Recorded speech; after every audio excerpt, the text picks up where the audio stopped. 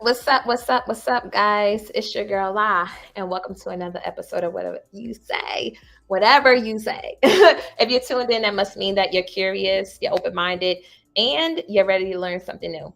This is a space for a deep conversation, open perspective, and for educating the race. So, buckle up and let's go on this journey together because it's whatever you say.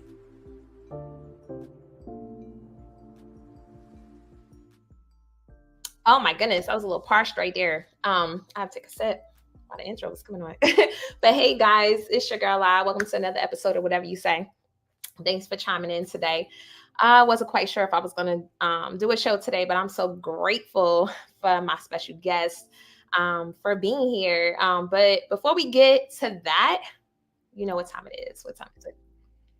It's time to share to a friend, to share to a friend, to share to a friend, right? So normally what I do is I'll either send the YouTube link to friends or family, or I'll go on the Facebook like page and I'll share it to my immediate page. So that's what we're doing right now. So I just want to thank everybody who has been rocking with me since day one. Alone right now, I'm in what is this? We are in chapter 4. Okay. Alone, that is solo dolo. So I'm just grateful for being able to persevere and keep moving forward in this journey in my life. And thank you for the people. I see people chiming in right now watching. So I thank y'all. And I know y'all been waiting for a little minute. Thank you. I appreciate all the support. We're sharing on my page right now. You know how it goes. My niece hit me up recently. She was like, Auntie, do you still need someone to help you with your show? I said, yes. So we're working on that too. So I'm very excited about that. Let's see. I got to tag my special guest. All right.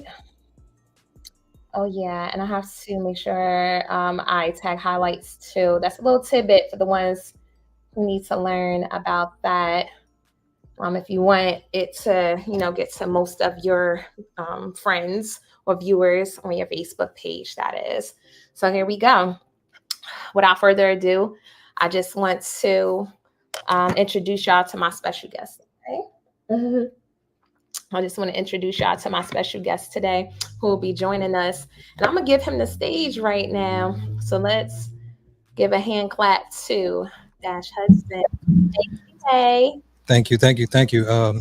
Hopefully we're good with technical issues. For some reason, my Wi-Fi just went out, so I'm not sure if you've seen me.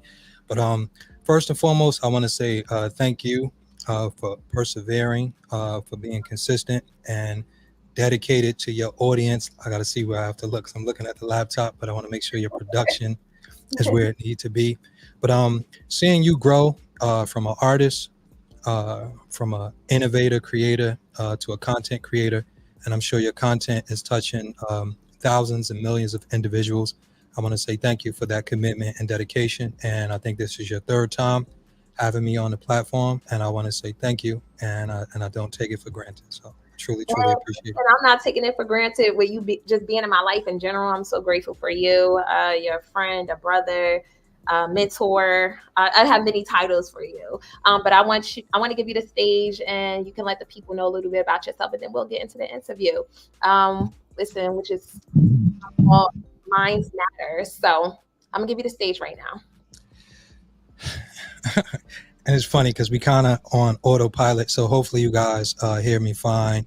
Hopefully my air is not, it's like 78 degrees in here. I had to put the air on. So I literally, so let me not act like I know. I like to be fully transparent. So you said, what was the title again, or how did you? Minds matter. What did you say? Minds matter. Okay. So minds matter, right? I always say it's one world, but it's many different realities. Every mind is its own reality. So, we're all experiencing the same world. I always say your perception and your perspective control your reality. So as we're interacting, as we're engaging, as we're trying our best to be social on social media, we all have a different point of view and perspective. How we're engaging and interacting with some of the same things. and we're trying to meet in the middle. Some people are meeting with love, some people are meeting with chaos, some people are meeting with internal battles. And as we merge worlds, realities, creativity, religions, perspectives, uh, it's a lot of inner wars taking place, right? Because it's so many different worlds. Like when you come from a space of love, when you come from a space where you want to see everyone win and you want to see everyone grow. And I grew up in a neighborhood. It's so funny because this glass right here is fogging up, even though I got this ear on. So, but again, like transparency of love, I had to get my mind right because I wasn't even sure I was going to be on the show today. But I value and respect Toya. So it's last minute, so I want you guys to bear with me. But at the same time, full transparency, wherever you are in your journey, everything is not going to be perfect. Everything is not going to look the way that you want it to look. Everything is not going to be the way that you think it should be. But you have to allow yourself to find the inner conversation to allow you to push through, to allow you to show up. For the most part, dreams come true when you just show up. Destiny, adversity. I always say you can't hold on and jump at the same time. Sometimes you have to jump and you won't always be prepared. You won't always be the best version of yourself. And talking about the title, right? Minds matter. You are only worth your thoughts. So sometimes we let our relationships interfere with the mind. Sometimes we let the bank account interfere with the mind. Sometimes we allow someone else's point of view and perception of who we are interfere with our mind and how we think. And you are your first cup. You are your first sign of life. You are your first lifeguard. So you have to make sure that you're showing up every day and giving yourself the love, time, and attention that you need to just exist in this cold world. Everyone is not going to love you. Everyone is not going to see you the way that you see yourself. Sometimes you may not even recognize your true core value, and it's someone that may see you bigger than you appear. And it may trigger you if someone sees you, your full capacity, your highest elevation, your deepest level of love.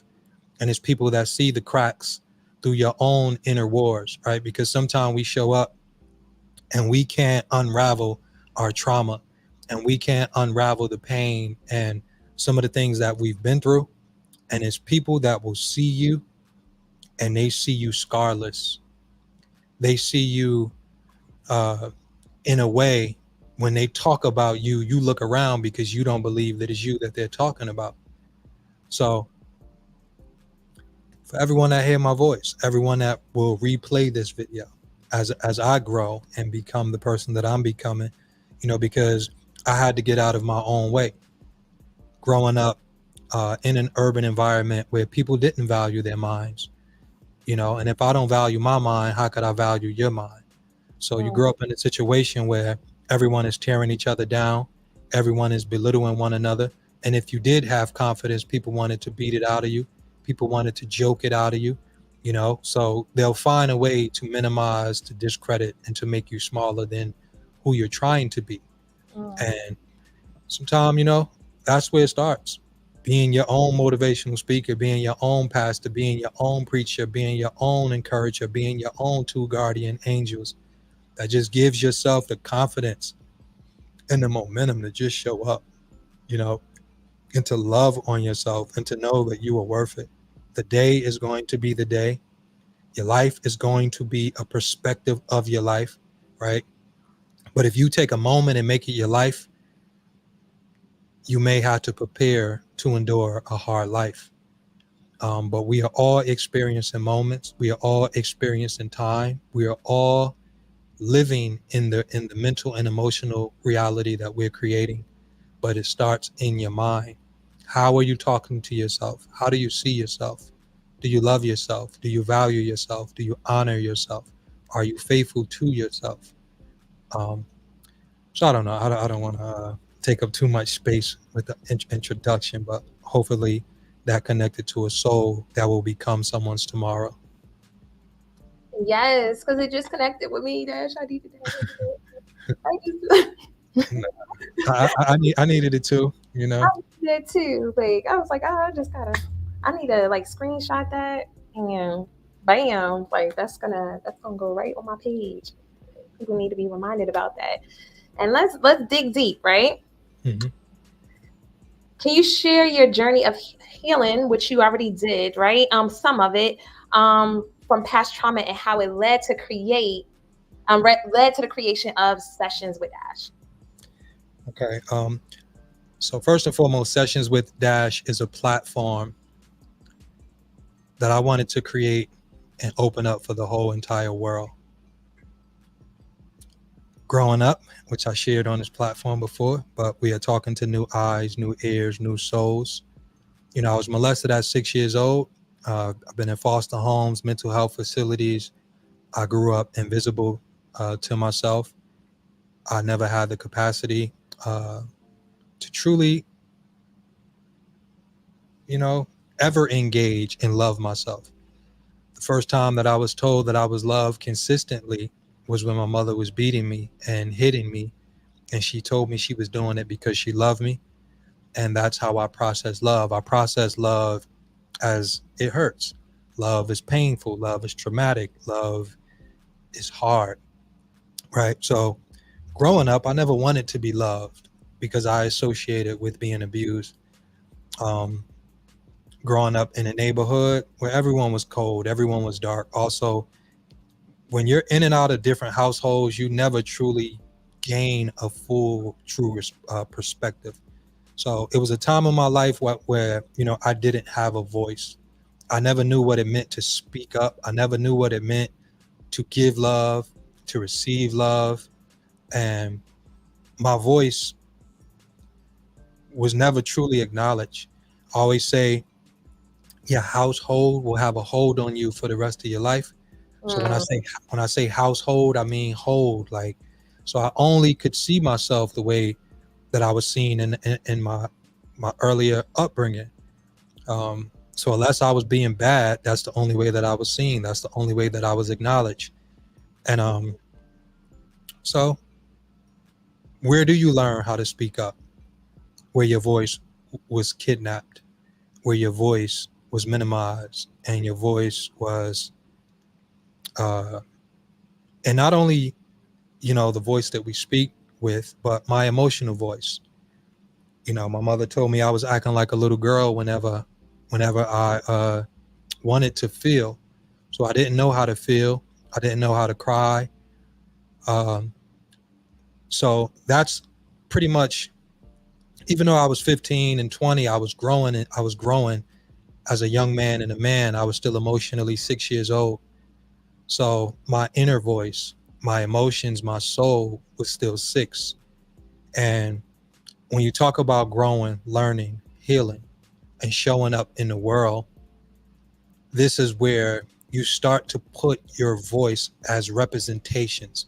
So because I never had a voice of confidence and I never had a self-esteem, this is where we start to allow the car to speak or allow material things to speak, because it becomes the voice that I don't have. It becomes the value that I don't have. So this is where you'll see people putting more value in a career. This is where you'll see people putting more value in things than they actually have inside of themselves. So my years of healing, my years of walking past the mirror, first being invisible to my reflection, not seeing my reflection, and then peeking at my reflection, and then, you know, kind of engaging, tiptoeing into my reflection until you have the ability to look yourself in the eyes and you say, who are you? What are you trying to do? Who are you trying to become? And I always say, if you have never been 100% completely honest out loud, then you have never been yourself in the presence of anyone. So I live with the philosophy of I don't have any skeletons. I speak to the world like I'm researching my own memory. I share transparently. I share freely. I share intimately. And I value being one me. I don't ever want to have to remember who I was pretending to be when I'm connecting with people or when I'm communicating with people. I treat people the same way that I want to be treated. So sessions with Dash is like, if I could talk to the world and share my deepest inner emotions, feelings, and mental picture, how would that conversation sound? And even if someone don't have the capability and ability to do that, I'm not sure if I'm still good. Am I good? Still good. Keep going. Okay. So sessions with Dash is that wanted to create a platform, and we're still in the building processes, where we allow ourselves to create an algorithm of love, where we allow ourselves to create an algorithm of truth, where we allow ourselves to create an algorithm of safety. If we want something to exist in the world, we have to be okay and comfortable with putting it in the world, because it's only like 5 conversations that you can have in the world right now that's like, it's your normal, right? Music, clothes, money, uh politics, like you can't even really talk about politics without a lot of division, right? Because Right. we got certain categories of like, can't really talk about religion without an argument, can't talk about race, can't talk about politics. Like that's where you're gonna like get into a touchy situation. But even deeper than that, people don't talk about trauma, people don't talk about pain, right? And it's like, I'm willing to be, my mind went crash dummy, but I don't look at it as a crash dummy journey. But I'm willing to be the test study. I'm Mm-hmm. willing I'm willing to be the person that put myself on the line. This is my story. This is my soul. This is every aspect, every piece and part of me. I am not hiding. I am not afraid. I am not scared. And I want to welcome people into that journey, right? And I get it. Sometimes it's a lot to share that even in a dark room with yourself, let Mm, alone, let alone sharing it on a platform. So right. sessions with Dash, growing, healing, learning. I always say healing is allowing your mind to catch up with your heart. And I'm at a distance where it's like, oh, I can see it. Like my heart used to be so far, and my emotions used to be so far, and my feelings used to be so far. But I love the man that I am today, the father, the person, the friend. And I live with a philosophy called compete with your progress. Every day I try my best to be the best version of myself, and I am competing with that. I like that. I like how it seems like you're far removed from those feelings. You've always been like that to me. You had like a happy, like medium with you. Like I never seen you like too high or too low. You just been like just straight. I don't have a memory of you getting upset ever, and that's a beautiful thing. And I think if I can say that you do exude emotional intelligence, and I appreciate that about you. You are constantly learning each day, and I appreciate that about you as well. You've helped me out a lot too. Like just when you say you like to believe that you're a good friend, and you are, because it's times where, listen, as a friend, I could have been in my emotions, I could have like pushed you away, and you being understanding to that emotional aspect, like you didn't push me away. As a friend, I appreciate that. And I was able to, as an adult, take responsibility and apologize. Because when I was in a different state of my mind, in a different emotional um, level of my life, I was able to woman up when that time came. So I do appreciate you for that. You're teaching me a lot of how to handle just people in general. Just watching how your walk is. You said something in regards to didn't have a voice. You didn't have a voice growing up. I think a lot of people can relate to that. I think that's one reason for most of the trauma that's going on in the world. When I was younger, I didn't have, you growing up in an urban community, a lot of kids are like told, be quiet, don't say anything, stay in a child's place. It's like, what the heck is a child's place? I'm still trying to figure that out right now because they're growing and we're their teachers, and I think parents are only given this is when the grace comes in, because as you get older and you mature and you heal, you Mm. learn to give those people in your life grace. But it takes some time, healing takes time, forgiveness takes time. And when you break in those break free from that hurt in your life, you're able to see things from people perspective. It's like, okay, this is what they grew up with this mindset, you know, and they're only doing the best that they can do. So that's when we're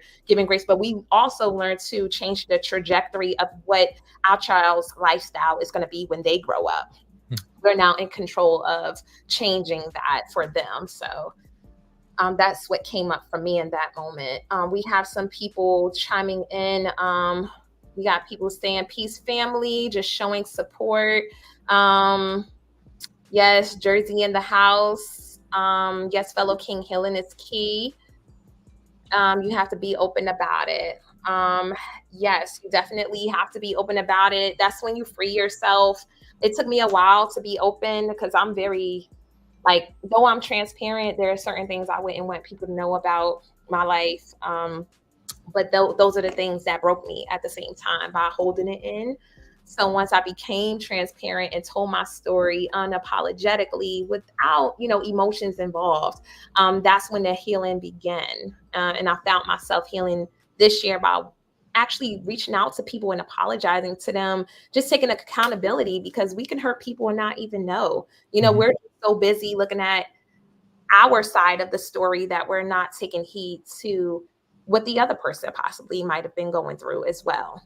You know, It's like a car accident. Like when you're in a car accident, you're just in your vehicle. right. Like, so you get out and the first thing you do is look at your damage. Right. So it's like, you did this. Like, look at my bumper. Like, we don't get out and go look at the other person's car. Right. Like, are you okay? It's like, Yeah. So that's it, right?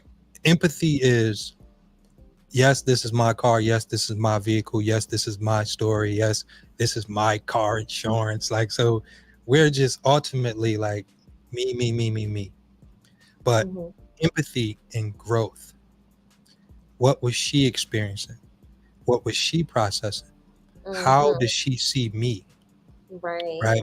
And then that reflection will teach you something about yourself.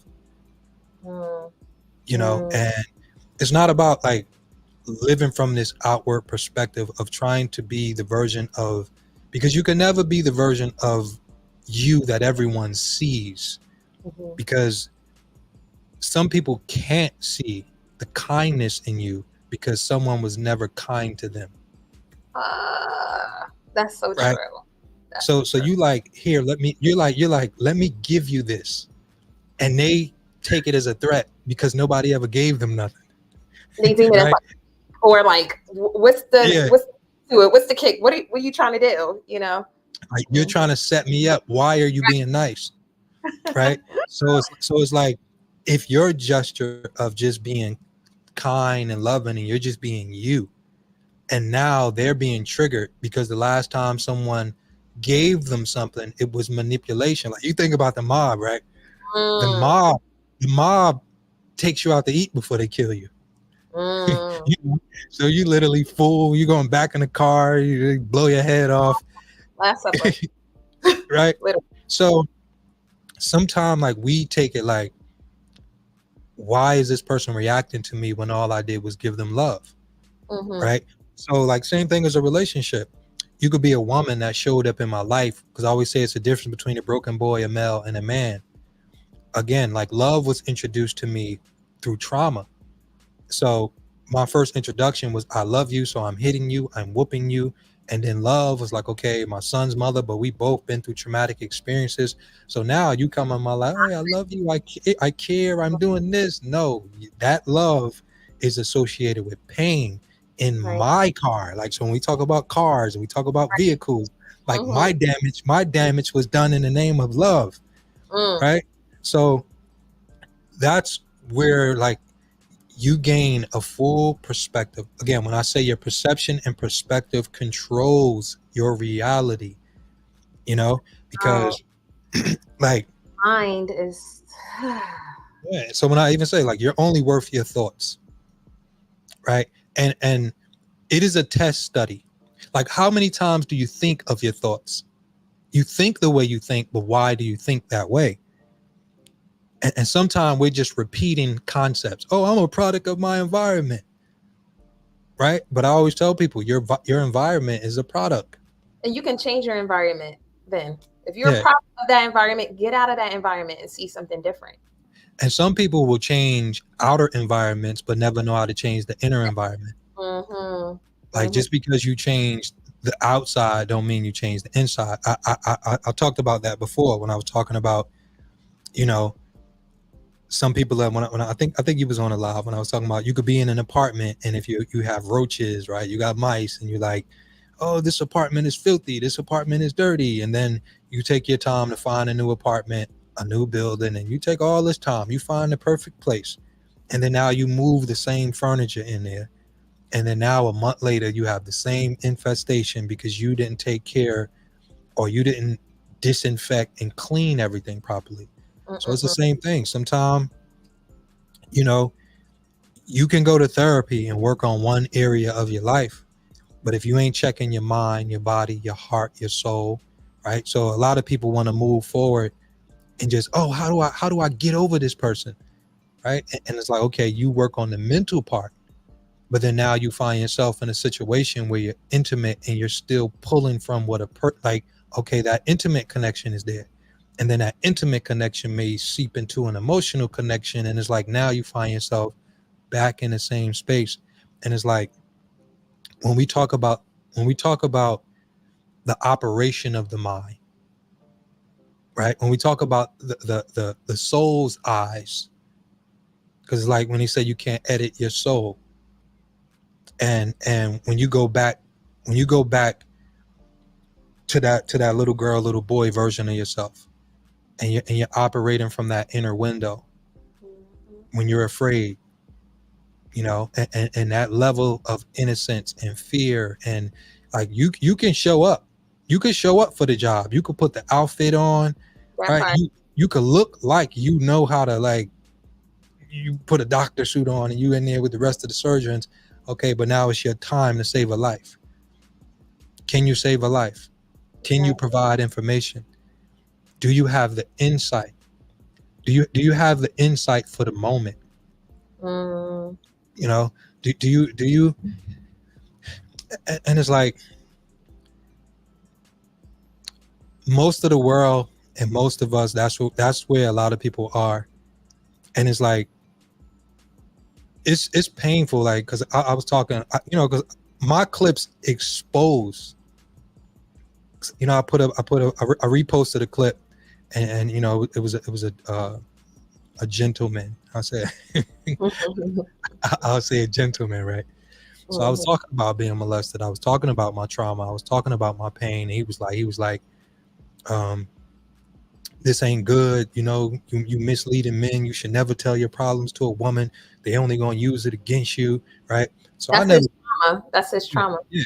Nah. So I understand how important that is to even have anybody unpack. So even sometimes I understand that may be a window to teach, especially That's right. if a person is communicating, and I could see where their trigger is coming from, right? Right. So what I said, man, I said if you're ever worried about communicating and being afraid to share something with a woman because you're afraid to have her share it or bring it back up, that means you still have some more healing to do, right? That part. You said the fact I'm sharing it on the internet and telling the world, who, like, it's pointless for somebody to be like, "Hey, man, Dash was molested." Do you like? Like, I already told my story. You can't say nothing about me. Yeah. I Right. was saying that recently. Like, there's people that I've shared things with in the past, and I got to a point in my life at some point that I was ashamed for telling them. But Mm-hmm, then when you become unapologetically unashamed mm-hmm. and you start telling your story out loud, is nothing that they can say about you. Better yet, let me say my story a little bit better than you. I could tell my story a little bit better than you.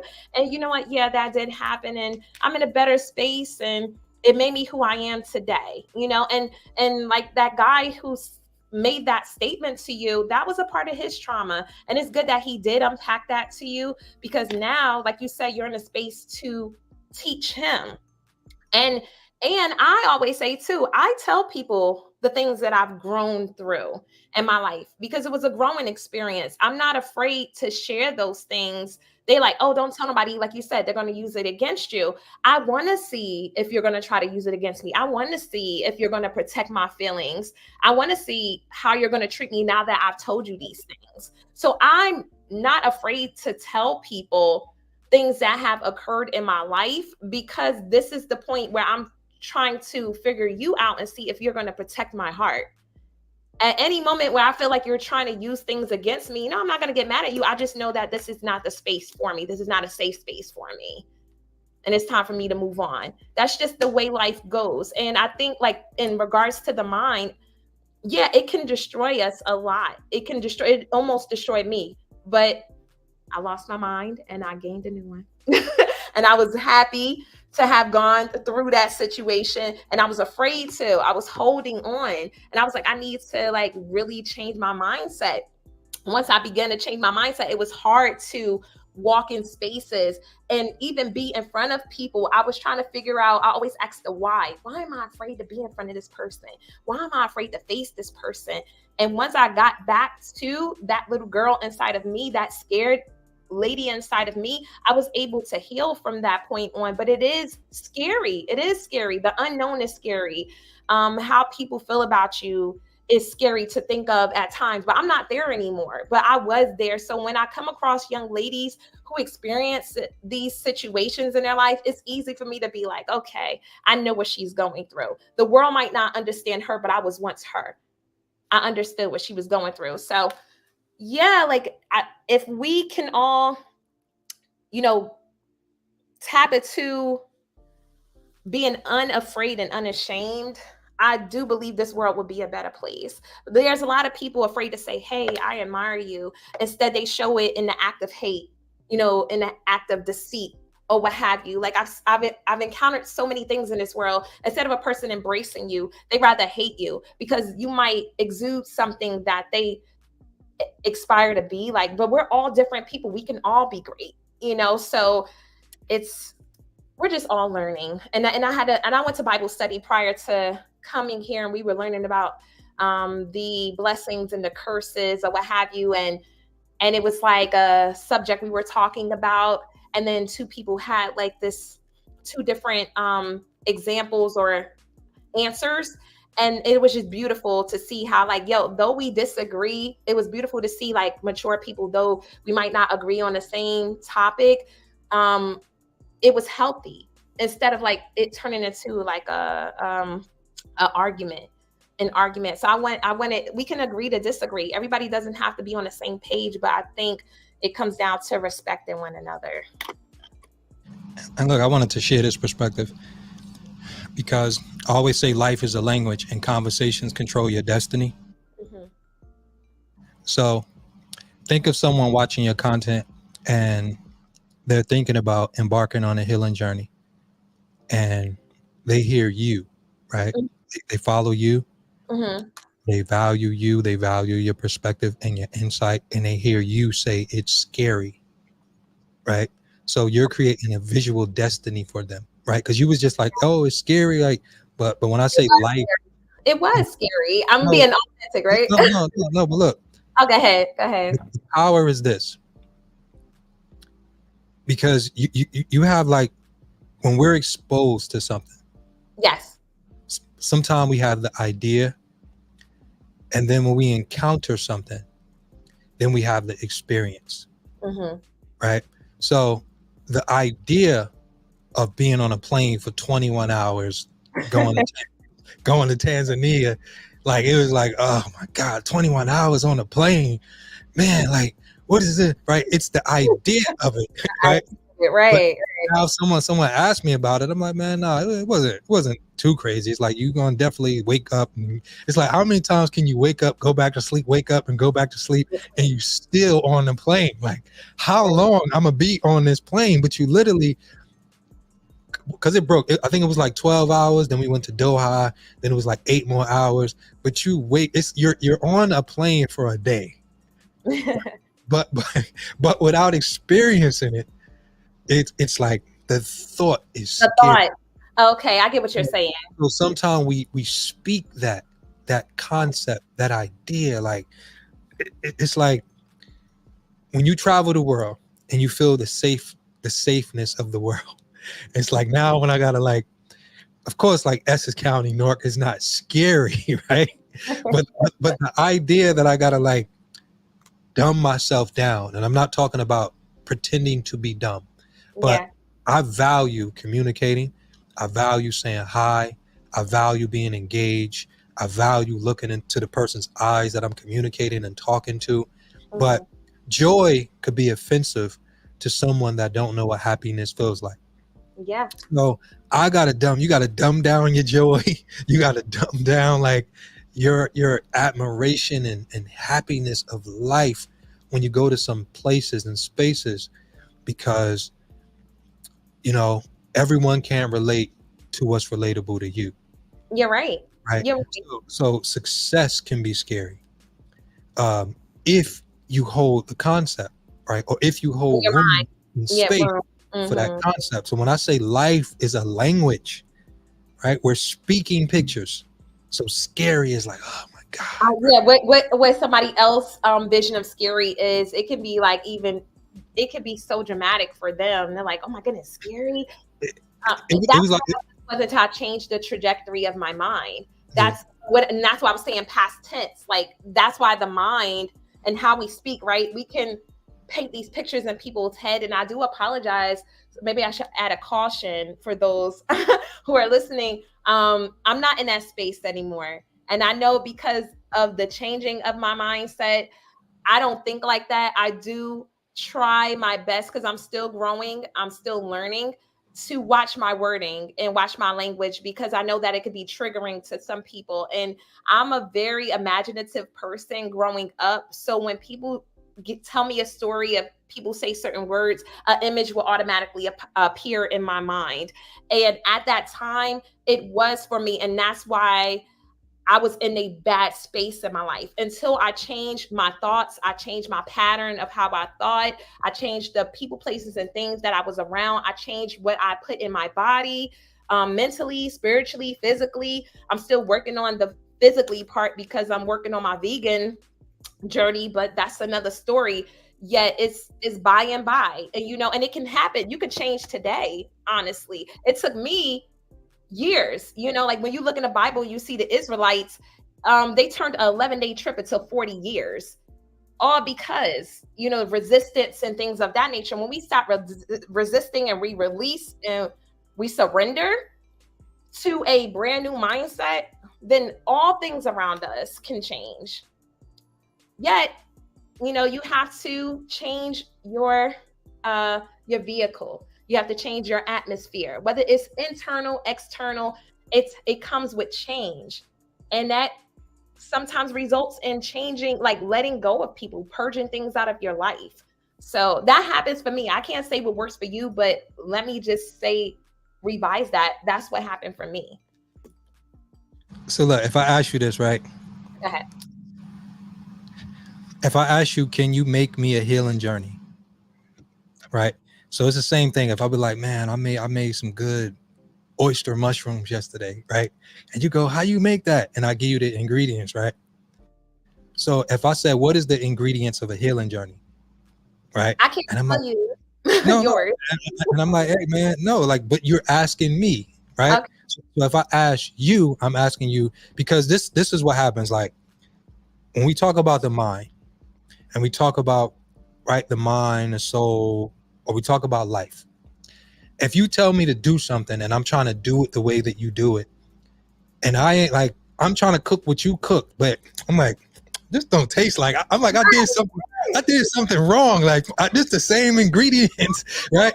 But something you mastered, once you give me the ingredients, you're not telling me that you burnt it too and you messed up in the beginning when you were trying to prepare it, right? So if I'm like, oh, the healing journey, man, it's gonna be a little bit of fear in there. Like put a little bit of fear, right? So when you run into fear, don't think that you're messing up. When you run through those emotions where you feel afraid, where you feel scared, don't think that you should stop. That's what's in there. It's gonna be adversity. It's gonna be challenges, right? So that ending of a picture of, oh, it's gonna be scary. I didn't want people like to take and think that was the core of the ingredients, Oh, or think that yeah. it was like you're doing something wrong, right? So Right. so if, like you see me and my son journey, oh King Nah, people look at the Forbes and people look at the him speaking to 20,000 people, right? That's me and my son's journey is beautiful, right? But if you ask me what is the ingredients, it goes back to me not having a father. Mm. It goes back to my pain. It goes back to my plight. But my plight was the introduction. That was the little seasoning that had to go into me that produced him. And when I look at my childhood, it's so crazy now because I'd be like, yeah, man, I was molested. I've been through this. And people, oh, I'm so sorry that happened to you. No, I'm so grateful. I am honored, right? Because I always say we're always going to have attractive excuses. I could have threw in a red flag. I could be homeless. I could be under a bridge right now. I could be sleeping under a bridge. And I got enough excuses that people would just leave me there, that know me. Oh, that's Dash, man. He was molested at 6, man. Yeah, he never was the same. Oh, he grew up without a father, man. Oh yeah, he had potential.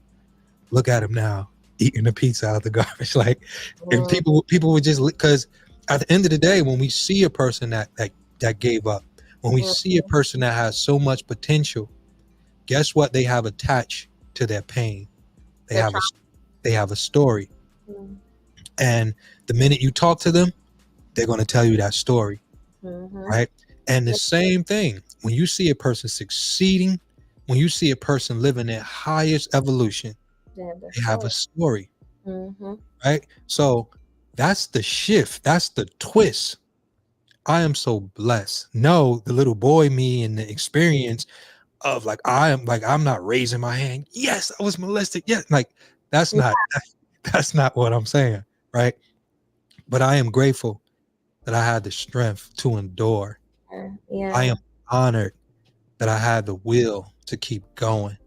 I am blessed to have the knowledge that allowed me to be the man that I am today, to see the world the way I see the world, to have the empathy and compassion for other people, to be the father that I am today. So the reason when it got tough, and I'm like, right, because I was the extra dad. Like, ain't nobody telling me to homeschool my son. Man, it would have been so much easier to just leave him in public school and let him just figure life out. No, but to go, no, I don't like the way this is happening. I don't like the way that this is taking place. I can complain all I want, but let me take this into my own hands. My son is not what they're saying. I know he has so much potential, so much power, and I had to take that. I had to take that challenge, and I took that challenge, and I homeschooled my son. Right. You know, and that turned into what everyone think is so amazing. No, but you don't know the plight. You don't know the pain. You don't know how many tears it took. Right. So when we're like communicating, right, because we're creating content, we're creating worlds, you have no idea how many screenshots, you have no idea the lifespan of the legacy of this content, right? Because some people create content and they're like, oh, only 2 people watch. No, when you create content, like I still watch the honeymooners. Me too. It ain't no such thing as old content. No, I seen every episode and I watch it over again like it's new. Shout out to Jackie Gleason. Right? Joyce Randolph, Audrey Meadows, like they ain't even probably have black people in mind. They ain't even a black person on the show. That show is so great. I love that show. I was watching that show since black and white. I was a little kid. I've been watching that show. Right. So Jay-Z reiterated the quote, but he didn't create it. Even though you know who you are, you know not who you may be. You just doing these podcasts. You're like, oh yeah, right. But you have no idea. You don't know who you're gonna be the next 5 years, 10 years. And this is the beginning of your body of work of like, who knows, right? And these clips and this content is a gold mine and a treasure for someone that's looking for clarity, someone that's looking for peace of mind, right? So the healing journey is beautiful. The healing journey is amazing. Yes. Challenges? Yes, it's going to be challenges. That's a little bit of the ingredients. Yeah. scary. It's a little bit of the ingredients. Yeah. Difficult. Like you're gonna be going through all of this. You're gonna be healing, hurting, growing, grinding. Like you're gonna go through every aspect of life. Life is going life, Yes, it is. you know. But I want you to understand. Pull it closer. Mm, Pull it mhm, closer. Right. mm, When I say life is going life in your personal life. Life mm. is going life in your relationship. Yeah. If you love someone, if you believe in them, pull them closer. Mm, So easy for us to give up. It's mhm. so, well, the false perspective and marketing of options, Right. right? It's so easy for people to give up nowadays instead of pushing through and persevering and communicating like healthy communication and getting past these barriers, and instead of esteeming people higher than ourselves and putting our feelings to the back to figure out like what's going on with this person. We're so self-indulged and trying to figure out like why did this person do this to me, or why didn't they reach out to me, why didn't you reach out to them? They could possibly be going through something as well. Sometimes we have to get outside of ourselves to make sure that someone else is okay. So I totally understand that. It was a time in my life where I was pretty much self-indulged, and I learned that from being around someone in my family and that I had these characteristics of watching them pass away, seeing them go through so much and then realizing, oh wow, I got this trait from them, seeing myself inside of them. I'm like, oh wow, nothing's ever good enough for you. Like seeing that in that person, and then the light bulb went off like, am I like that? So I had to start reaching out to people. I apologize if I ever made you feel like uh nothing was ever good enough. So we though we may be a product of our environment, like I said, the environment can change if we do the work that's needed in order for those changes to manifest in our lives. um, I wanted to be a better person. When you start seeing people fall to the side, the left, the right, it's not them. At some point it has to be you, right? You might be the problem. And if you when somebody close to me, they always tell me, if it's something about someone that you don't like, um, then it's something inside of you that you need to change. So when I find myself finding issues with someone, I'm just like, okay, what is it about myself that I need to change? I start looking at myself. I stop looking at like that person, because I realize that I'm not a victim. I'm not a victim. What is it about me that I need to change because I'm feeling this way about someone? Why am I being triggered? So the whys always come up for me. If you dig deep to get the answers to those whys, and question yourself, die daily to self, then the growth can happen. You do the work and it will, work out. So that's just what's working for me. I'm just giving a suggestion, but like he said with the ingredients, I mean, you could probably take the ingredients from me, take ingredients from him, and then the meal still tastes bad. So it might not be to your liking.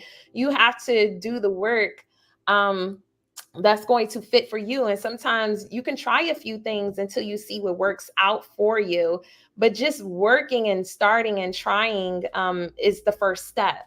Knowing that you want to change, knowing that you want something different is the first step, and then everything else will come in. A lot of times I prayed for change. I prayed to get the answers or have people placed in my life that are going to take me to the next level in my life, but I have to be willing to listen or take heed to the advice that's being given to me when I am praying for these answers. So yeah.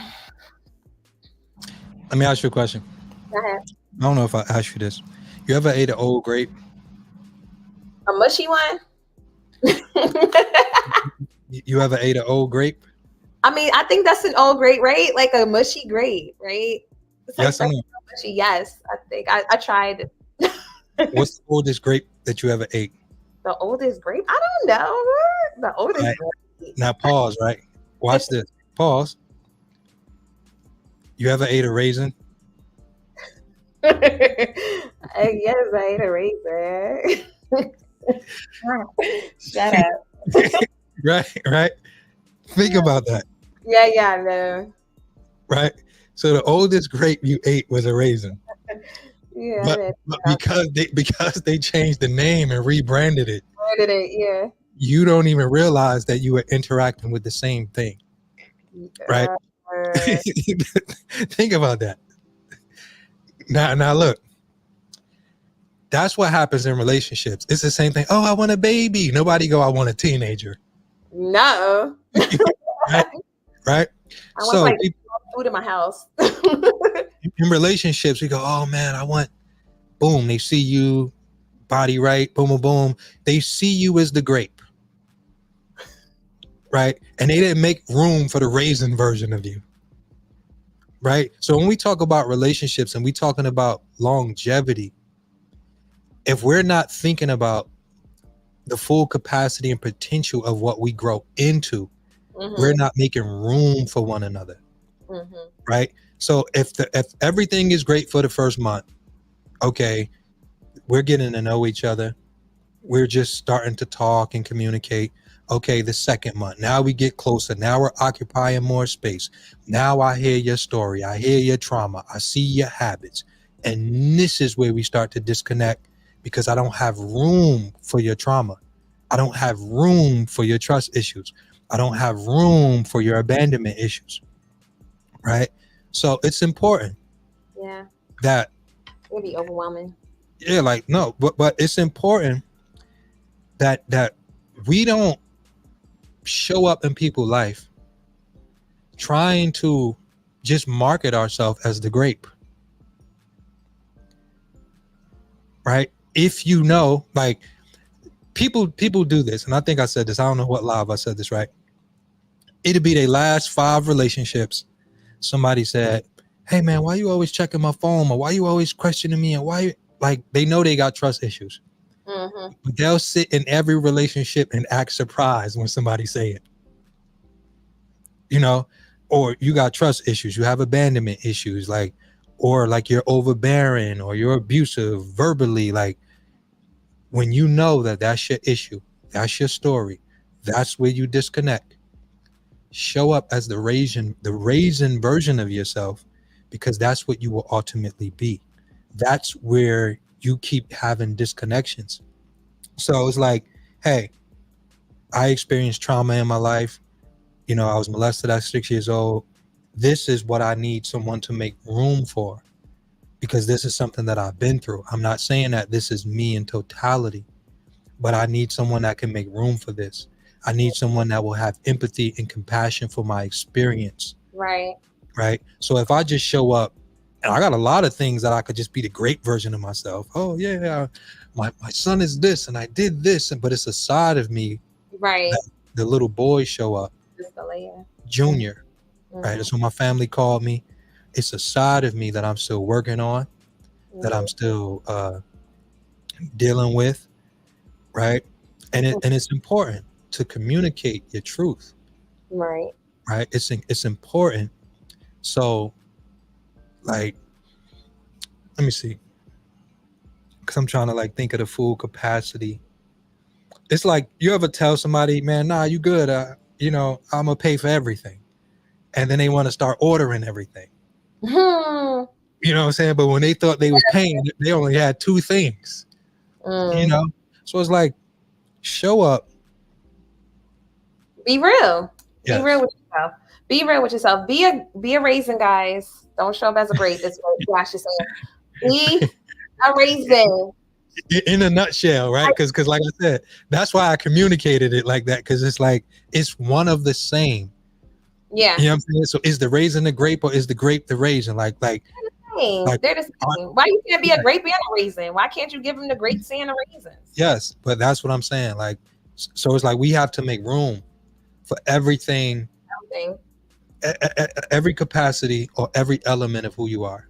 Because you're not meet Mr. Perfect or Mrs. Perfect, for sure. Like, everybody has a story. If we're living in this world, everybody came across something, because I've met people who came from established homes and they still have mental issues. They still have, everybody has something with them. So what I'm getting from you is that if we just show up, not just only as the raisin, but if we put some raisins in that bowl, you know, like that was like, here, this is my bowl. Look, I'm gonna give you some do, of do, do, my do you gravy. know? Do you know how draining it is Yeah, to hide who you are?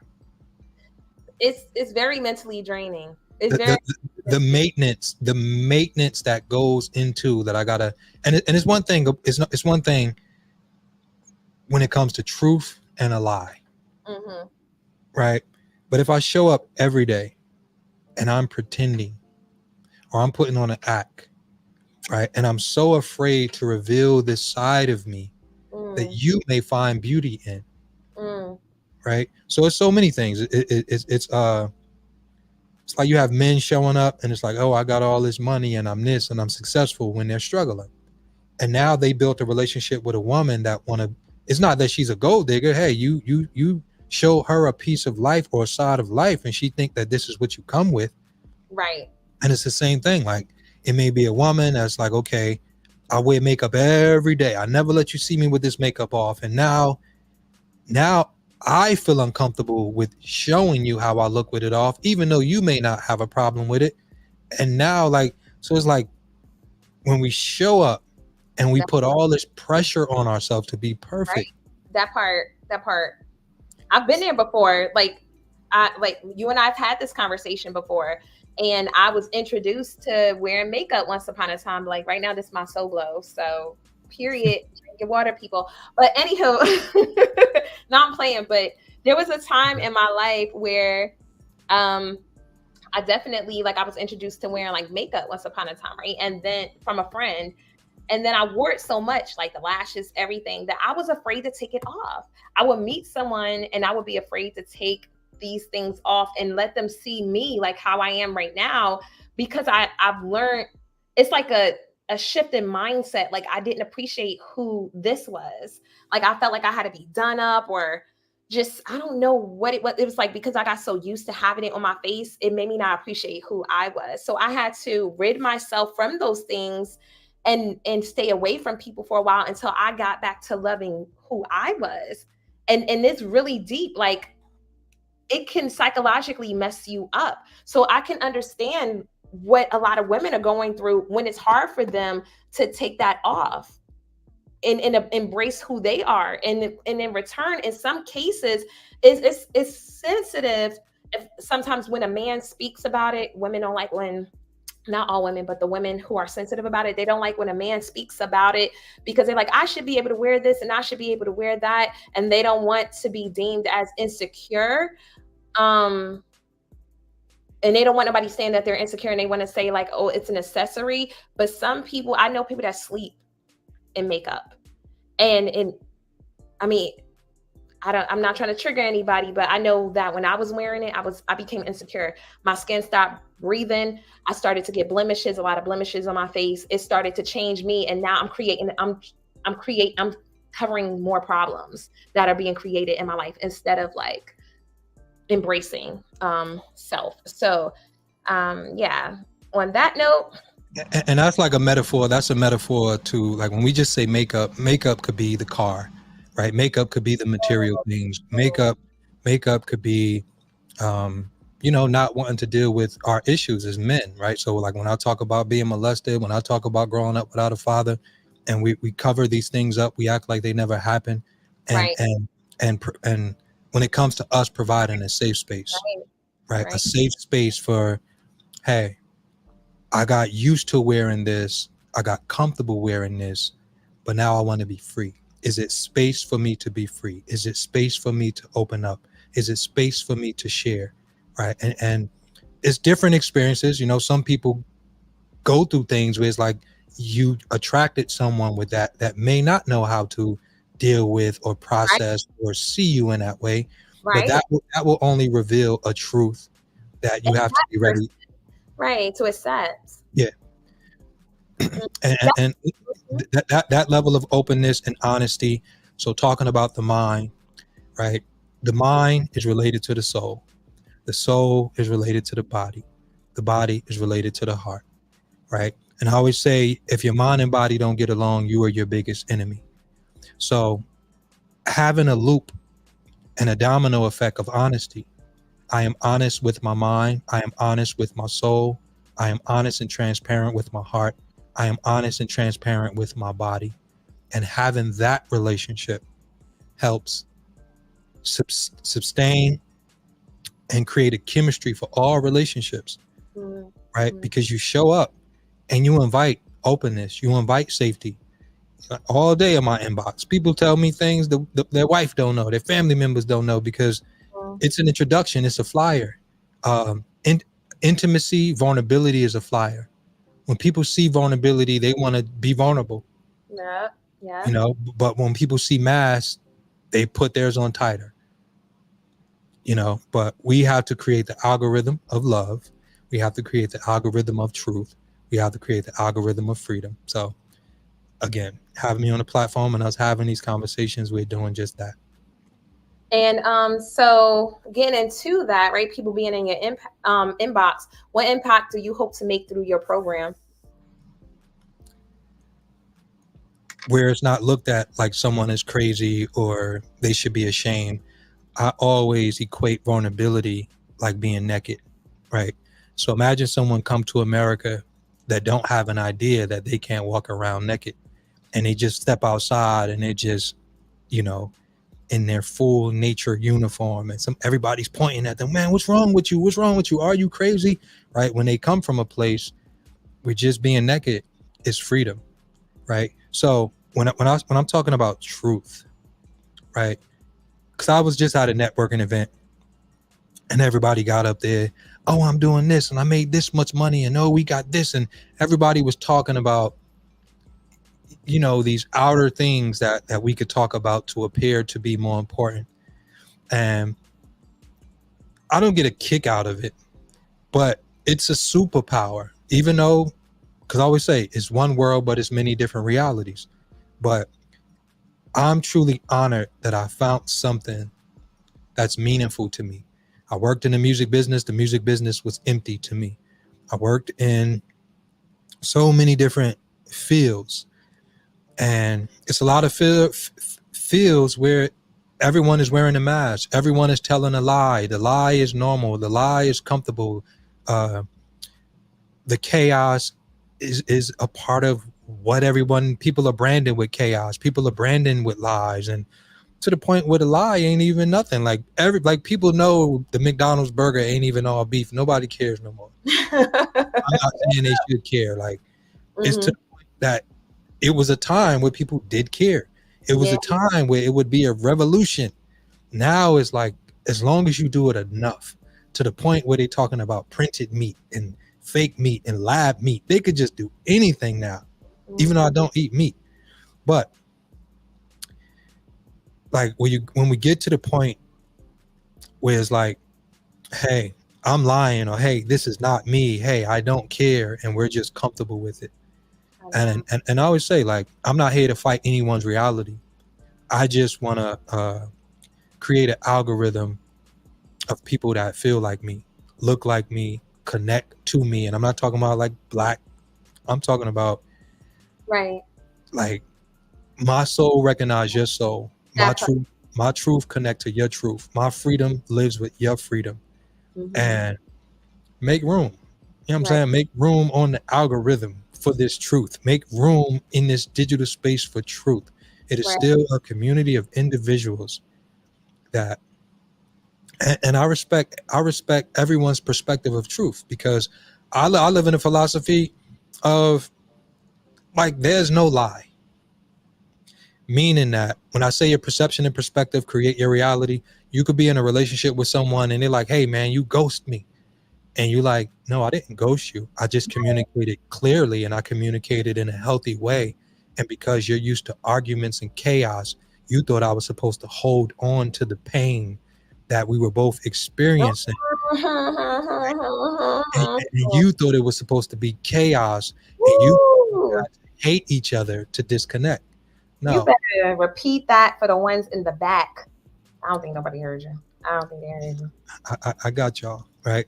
So when you're used to chaos, when you're used to pain, when you're used to heartache, when you're used to confusion, when you're used to anger and aggression and disagreements and darkness, when someone enters your life in a healthy way and they're Woo. like, hey, I noticed these patterns and these patterns don't work for me.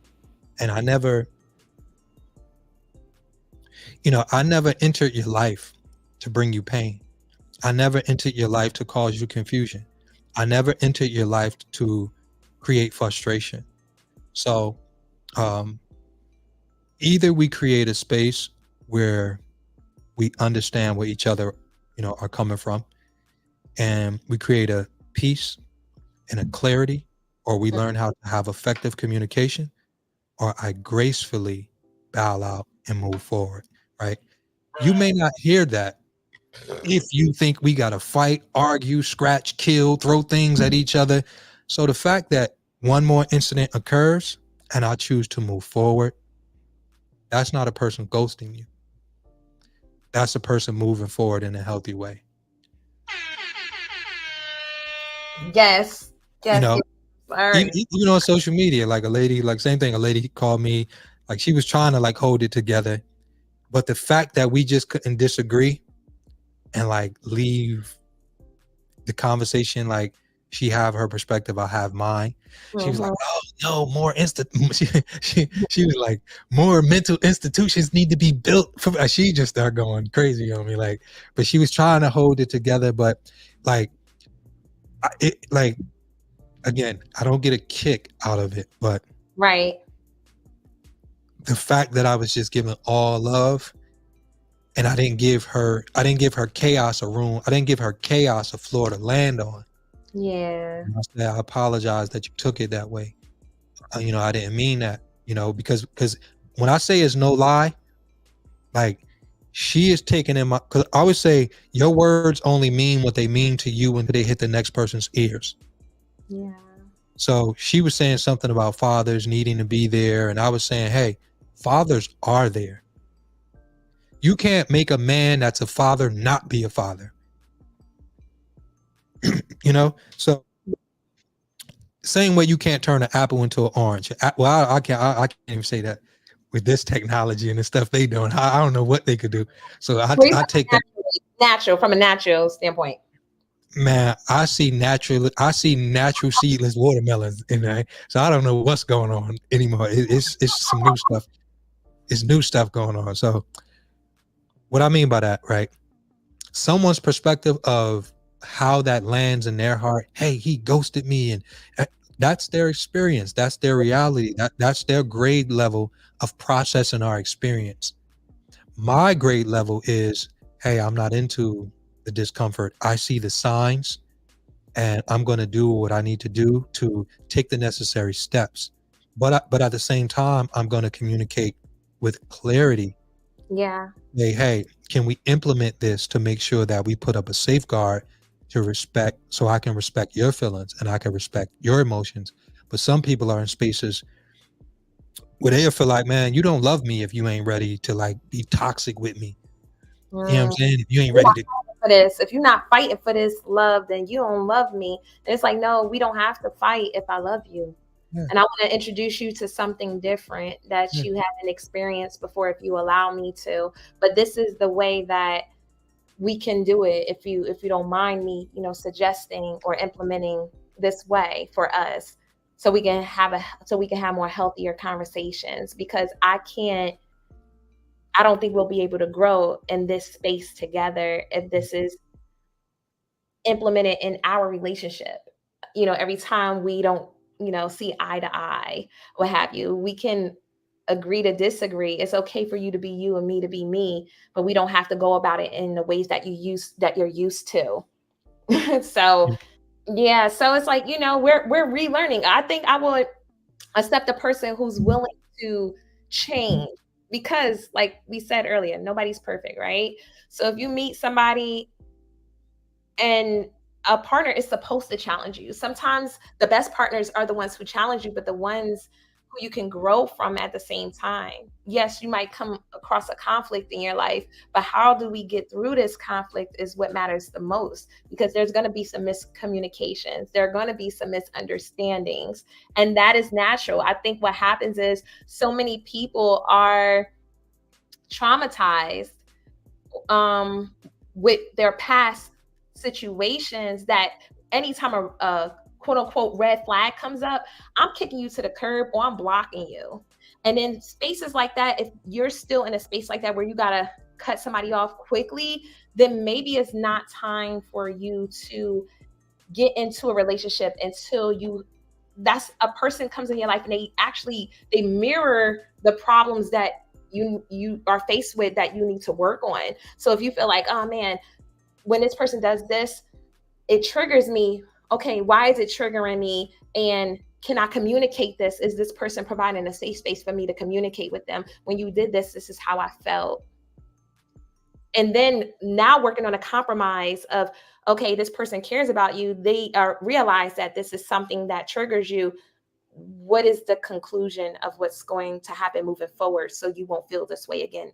Are they going to protect your feelings in such a way now because they know this? Because you didn't communicate it, you just were ready to just block them or cut them off at the neck. So yeah, let's get it. So that's my thing, and like you're paving the way for that as well. So that's my impact. I just want to create an algorithm of love.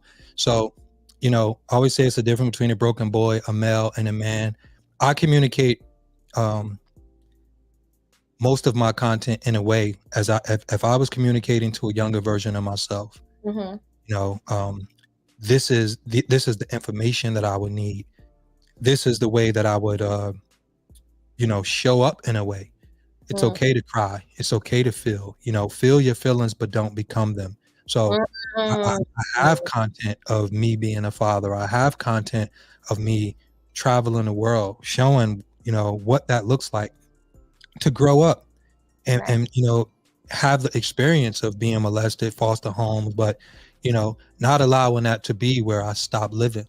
That was a moment in my life, but I have so much more life to live. I have so much more to offer the world.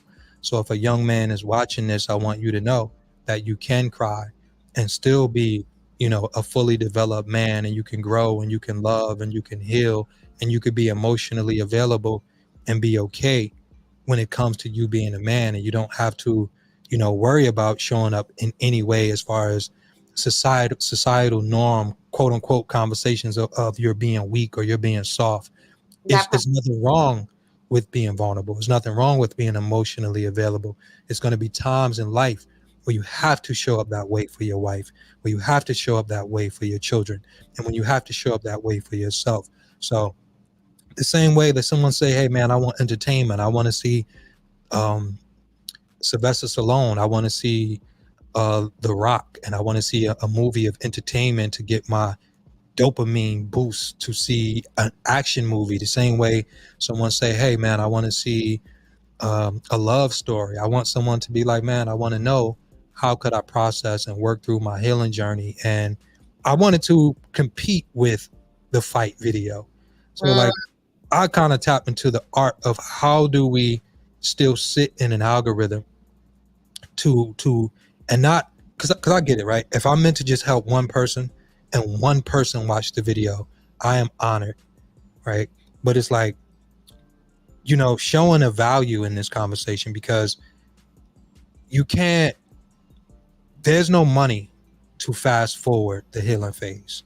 There's no material thing to have to fast forward the healing phase. You really have to, do the work, meditation, healing, changing your diet, whatever routine or practice to understand the way and the tricky thing about mental health, because what you need and your approach doesn't exist without you talking and communicating to the therapist, the psychologist, because there's not a one size fits all philosophy. You could be talking to two people with the same issues, but your approach has to be completely different based on how and where and who they experience their trauma from. Mm-hmm. So that's like the unique perspective. But I just want my content to matter in that way. I want it to be rich. I want it to be fulfilling. I'm not looking to chase an algorithm, but just like I do with my own content, I just get up there, tell my truth. It's not about me being entertaining. It's not about me trolling. I'm not race baiting. I'm not talking about politics and things to just suck people in to monetize emotions. It's just genuine. It's honest. And I am being the test study to what it is that I want to produce, and allow people to know and recognize the power they hold, regardless of whatever your story is. I love that. And so Michelle said each one teach one. We have the lines open right now. If you want to call in and ask Dash a question, you can. We have extra celestial being. She asks, if you have some time, can you answer a question? So you can either call in and ask your question, or you can ask your question right now with the time given, guys. We have this special person on a platform today, and we do want, like, he has we want him to be able to give somebody some advice. This is what he gets paid for on the side as well, to do that as well. So y'all can hit him up and get your session on. But we want to be able to, for him to give someone a little bit of advice. If you have any questions, please put them in or just call in. The line is open. So he said, I asked it already. Can you scroll up? Okay, so let's see. Okay, let me see. Okay, we got two questions. What is the trauma of someone who says they are going to do something and they don't do it, or they don't show up? I can't really just put trauma on someone. It's a difference between someone that don't know how and someone that don't want to. I always say emotional intelligence and intelligence is comparable, right? When I was struggling academically and you put a book in front of me, it wasn't because I didn't want to read it. I didn't know how. So I created distractions that when I was a young man, like I would throw the book, I would jump on the desk, I was the class clown, but it was because I didn't want to be embarrassed. So the sideshow was to erase the fact that I was struggling. So that's what you will have to get to the bottom of. I'm not sure the situation or the circumstances, but is it a situation where they don't know how, or they just don't want to? And the second part of the question, and they don't communicate with you until a few days later. How should a person respond to that? Sometimes people need time to process. We don't always render our feelings and emotions the same. So when we talk about holding space for someone, if that's the best way that they work, they literally have to process, just like as we're communicating now. I have one cell phone, my iPhone being my camera, the laptop right here. And I was looking like, why did I put my iPhone this way? Because it's like I'm looking like literally my laptop here, my iPhone here. But the computer has a processor. Cell phone has a processor. My Rodecaster has a processor. Humans, we have a processor. So always say it's important to understand who is the driver and the passenger in every situation in your relationship. If you have more emotional intelligence than your partner, you have to understand that you may process your feelings and emotions faster than they do.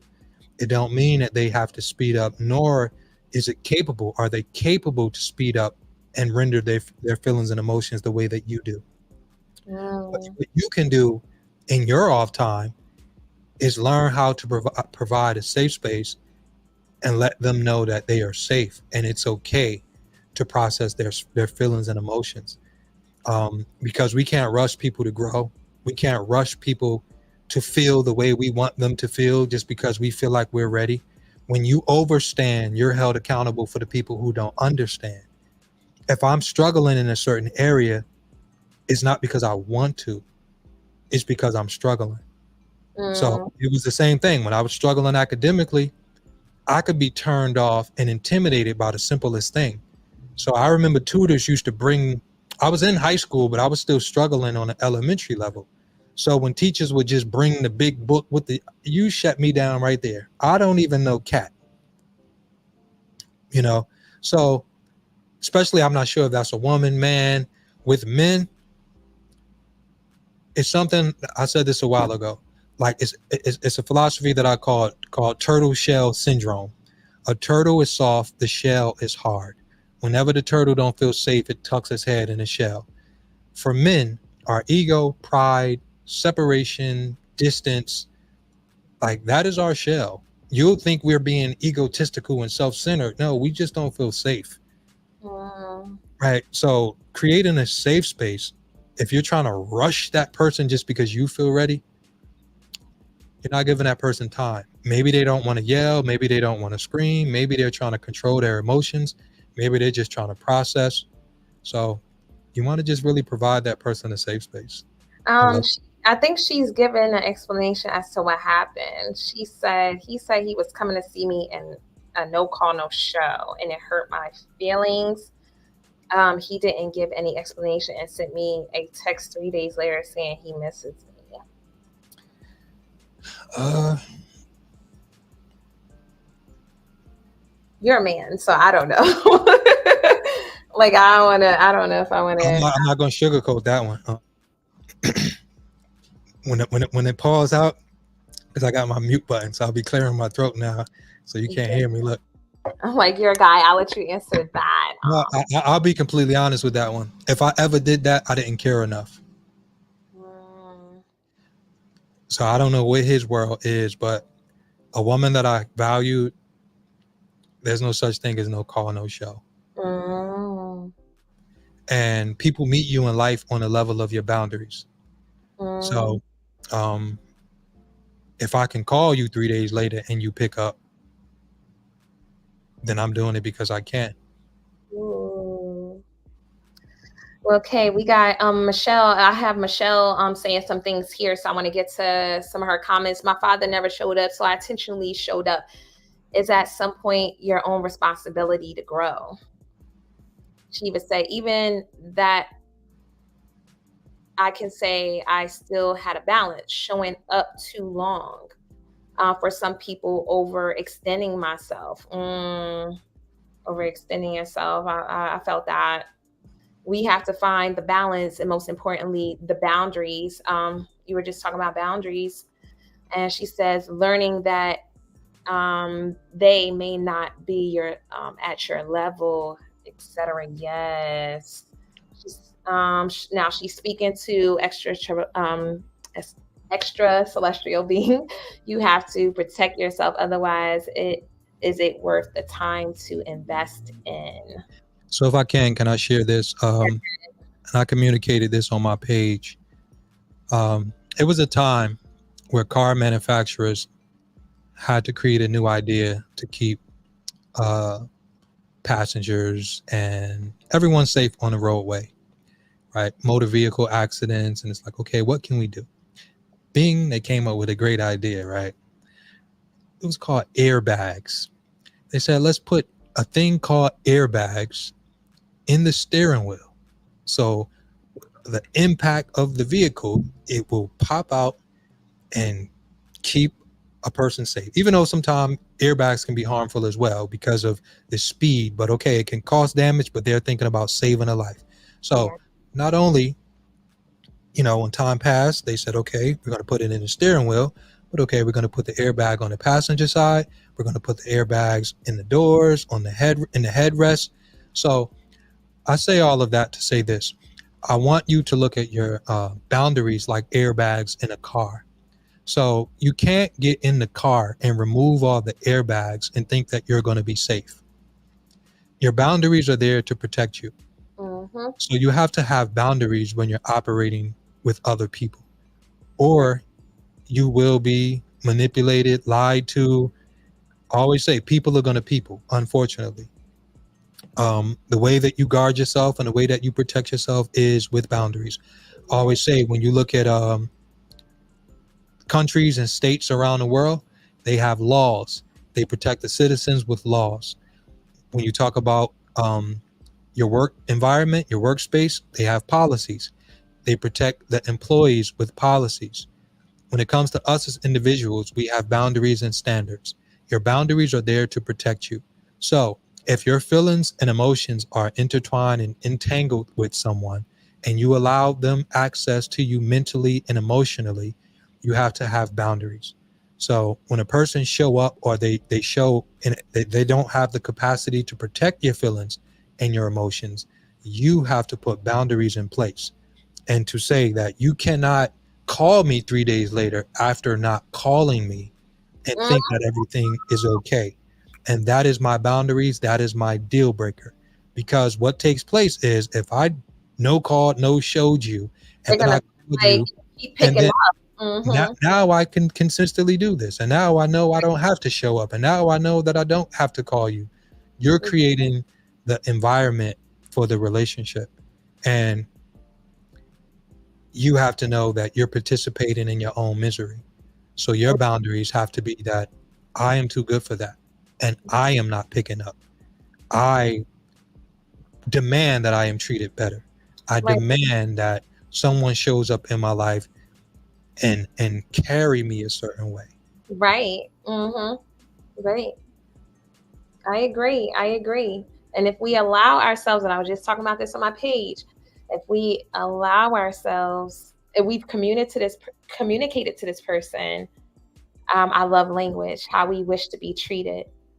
Is it not our fault that we allow these things to continue in our lives if we didn't remove ourselves from it? So um, it's on us. It's on us at this point, and it's okay, sis. It's okay. We've all been there, but just continue to remind yourself that you are worthy, and it's other fish in the sea, and just continue to do the self work and let it be a lesson learned. And then next time, just set more healthier boundaries and say, you know what, because it depends too, how long have you known this person?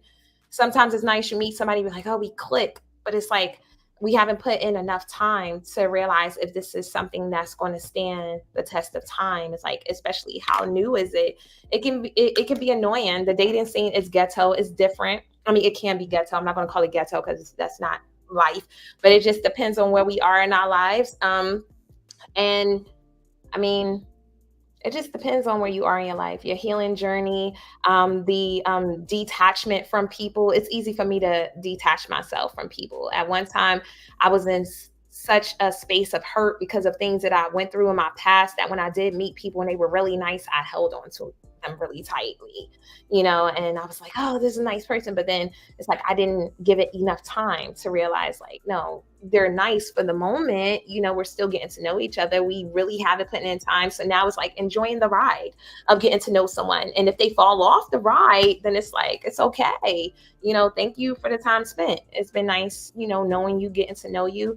And it can be discouraging, but when you don't put yourself in a space of like, hey, this is about to be my man, or this about to be my girlfriend. Oh, I met the one. No, they may not be the one. It's just enjoy the moment, enjoy the ride, and just get to know them, every aspect of them, winter, spring, summer, fall, them. Let time pass you by. Get to know, like, everything's still new. So no, a person doesn't owe you anything, depending on the time and the space that you guys are in. Can you hear me? Yes, So take your time. The time is beautiful. Timing is beautiful. It doesn't matter what age you are. It doesn't matter what age you are. Don't put time. Listen, 1,000 years to God is one day. So enjoy the time you spend with someone, getting to know them, and realizing if this is something that you want to include in your lifestyle. So that's just all I had to say. I agree. All right. Oh, we got any more? Can you still hear me, Dash? Yeah. Yes. Because my cord fell out. Let's see. We got the girls having some sister conversation down here. We got Michelle saying, no, sis, he was manipulating you to believe that. we got the girls going in down here. And Michelle said, you have to put the ship to the test. I mean, it happens. I think that people look, manipulation only takes place with two participants.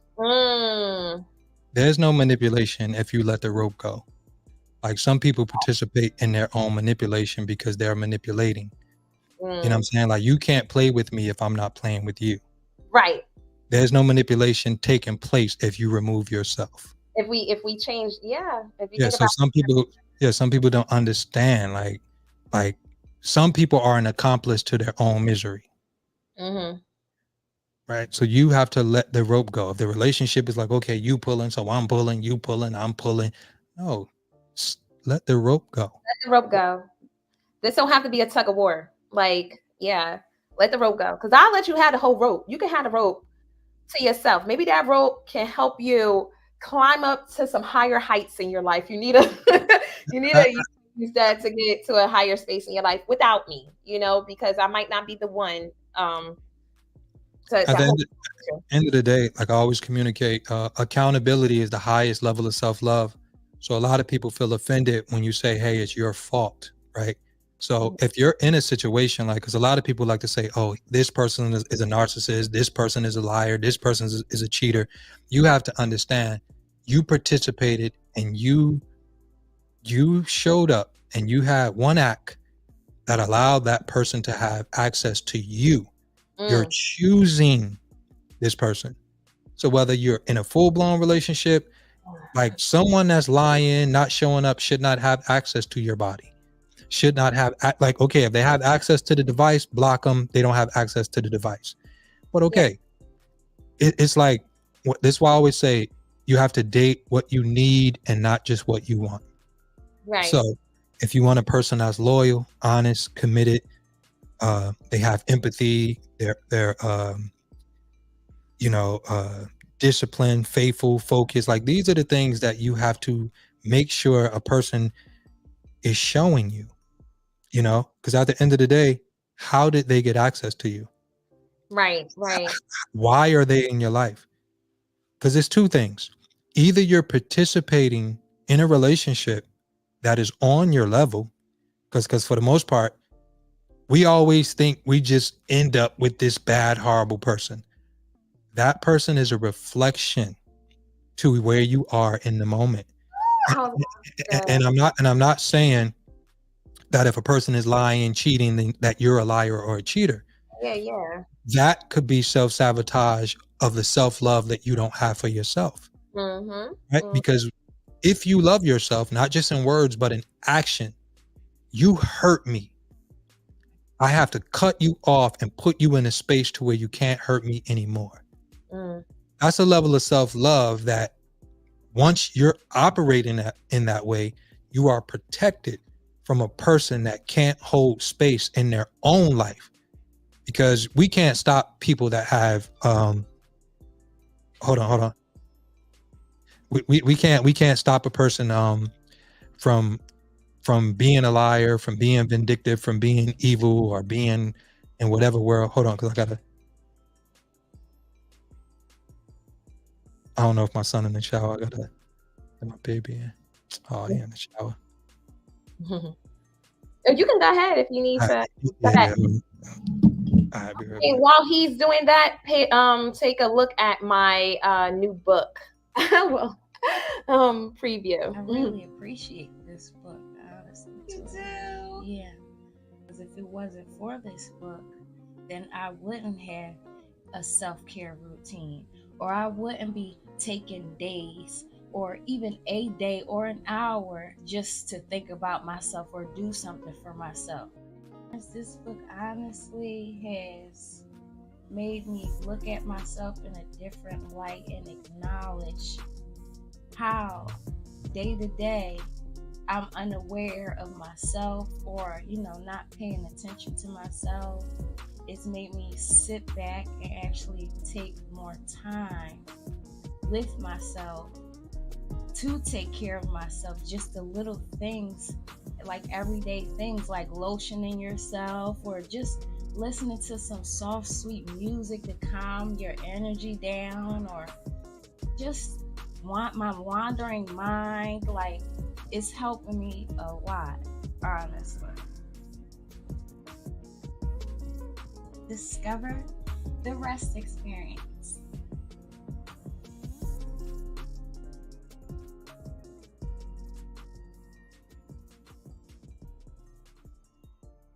All right, guys. So we're back.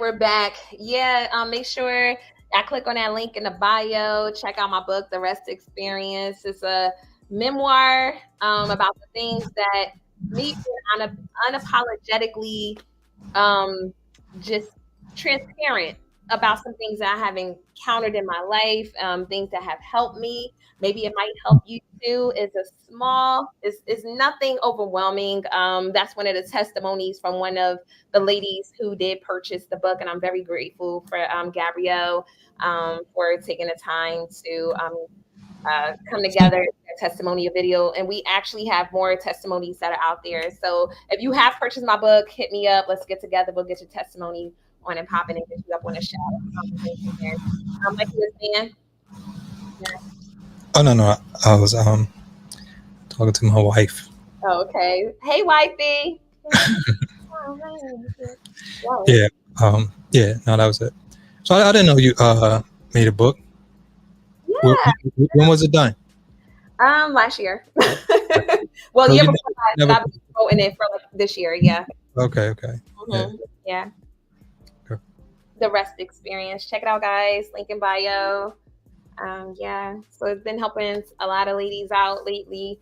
And listen, each one teach one. One of the sisters said, I think it was Michelle. I've seen her say it in the comments, and that's what we're here for. We're here to lay out our experiences on a line. I'm a better writer than I am a speaker. That's one thing I've learned about myself. I think that's why I was an artist back in the day doing music, because it's easy for me to express myself in ways of a song. Yet God is working on me along with my counselors, helping me get through this social anxiety that I face. And though I come off very like sociable or what have you, but my words get tangled up. Sometimes they don't come out right, but I keep persevering and pushing through until that comfortability gets better. So if you see me pause at times, just know that's a part of the process for me. Some people say they don't see it. For the ones that know me and talk to me socially over the phone, they can notice it at times when certain words can't come out, or if my verbiage is a little off. So I just keep pushing through, and that's what life is about, pushing through those fears.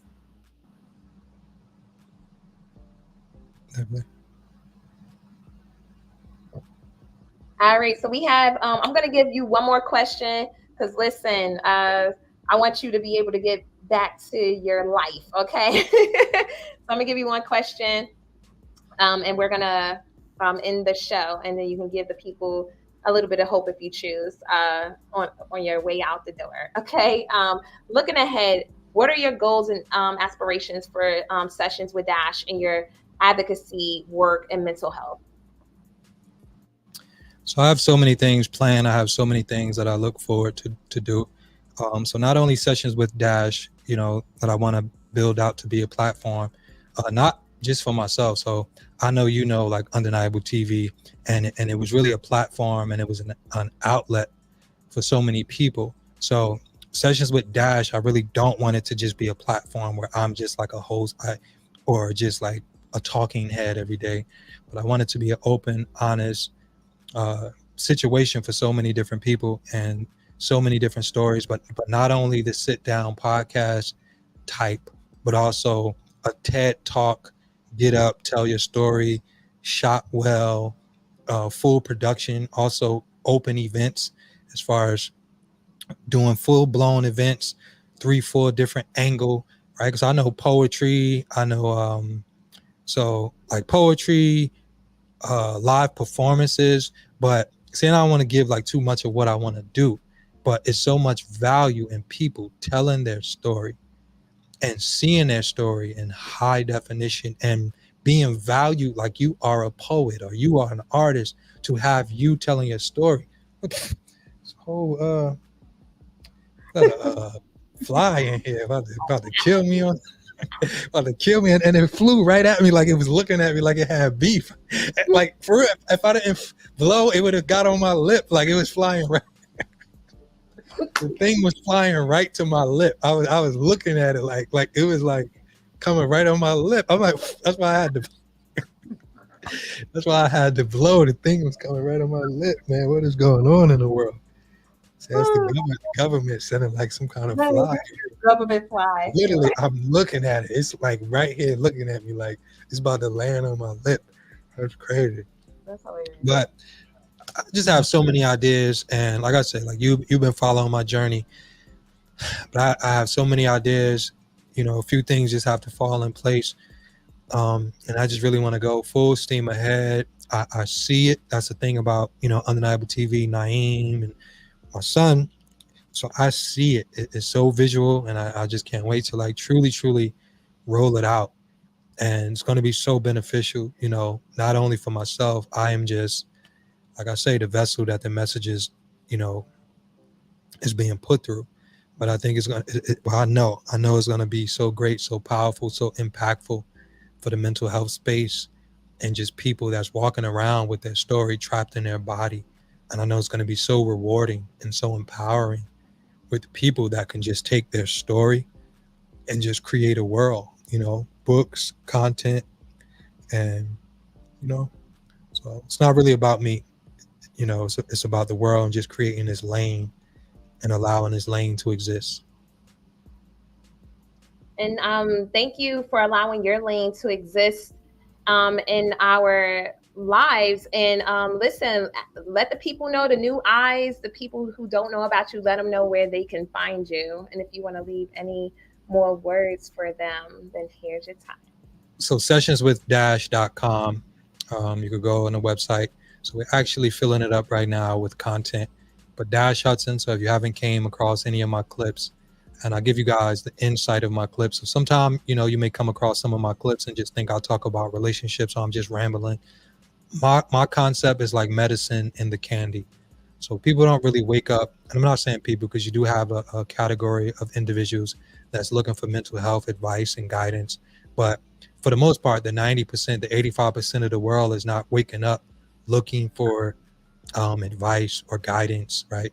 So I like to put the medicine in the candy, because people are more like they're going to relate to like relationship conversations or breakups so I slip the mental health information in these kind of clips and in this information. So sometimes my clips can just be like a mantra clip to just get you out of a space, right? So if it's negative, I'm busy.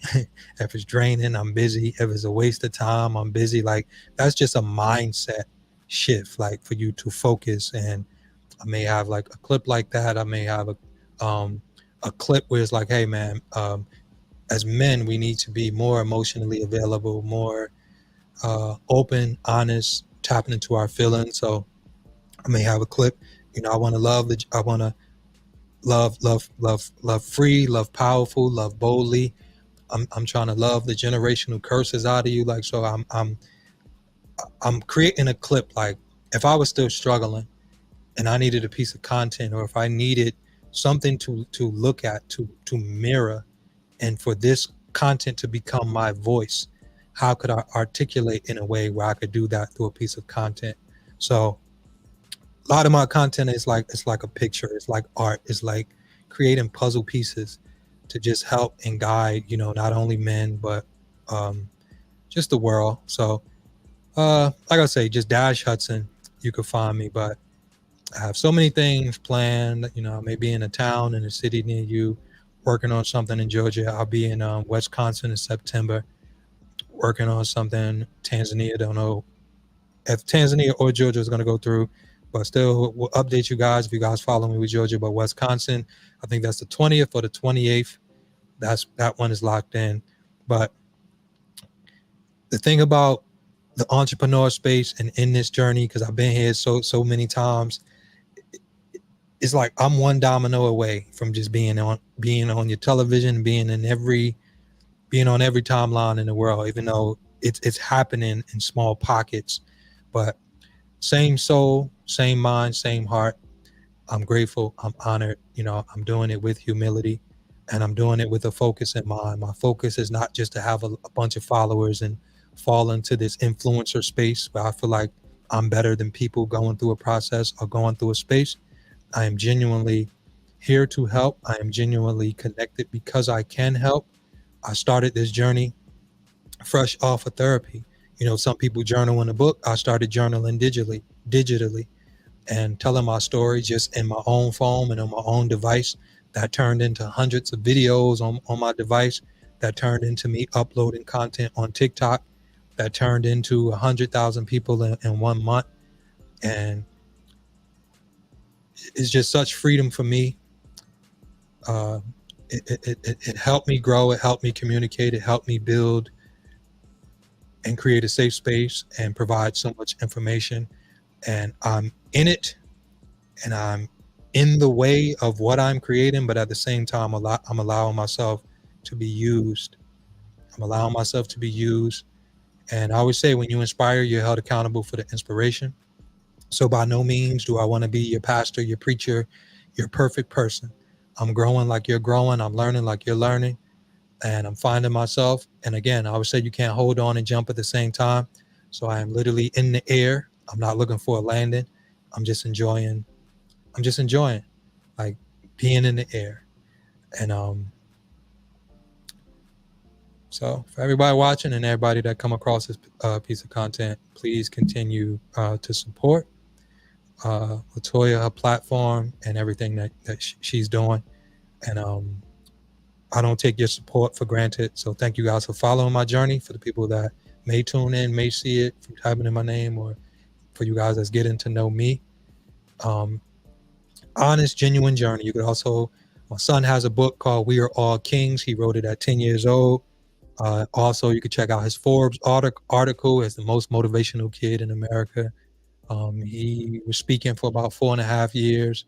He is a light. He is my inspiration. He is my gift. He is my teacher.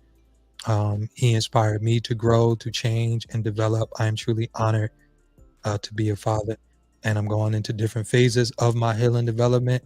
So I share those journeys as well, as far as like growing and healing from that pain that I told you guys about. Growing, being molested, foster home, mental health facilities. It really is a challenge and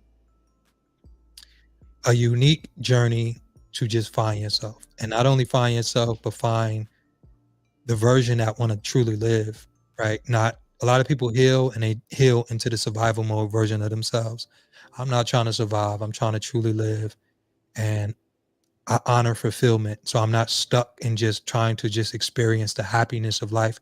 I honor sadness. I honor fear. I honor the ups, the downs. I honor the twists, the turns of life, because it's all life.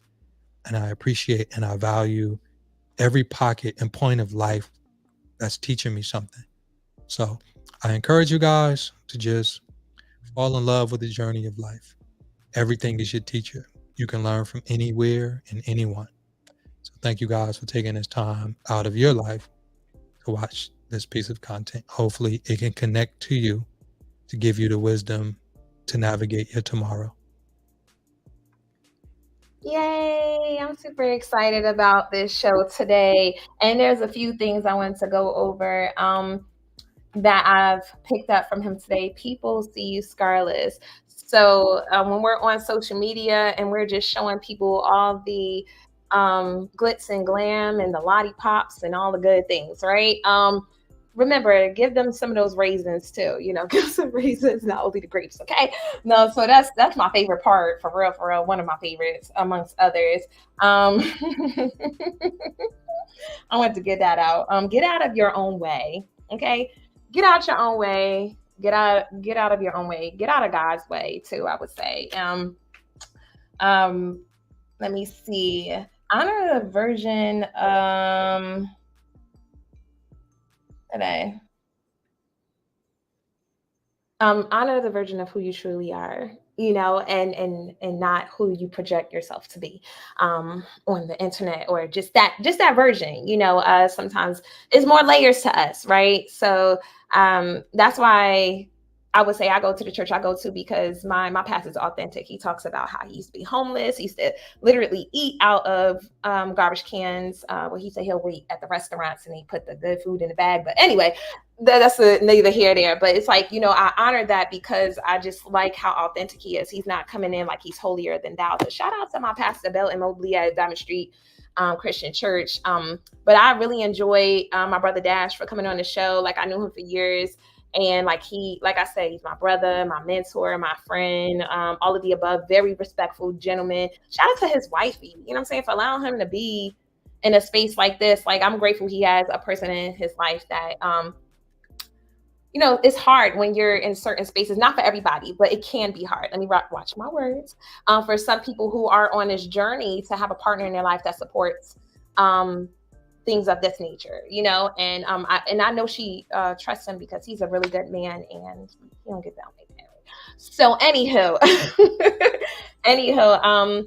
listen, and it's a wrap for another episode of Whatever You Say podcast. Hopefully you learned something new, had your perspective challenged in some type of way. But if you love what you heard today, make sure you tune in every other Wednesday for a brand new episode.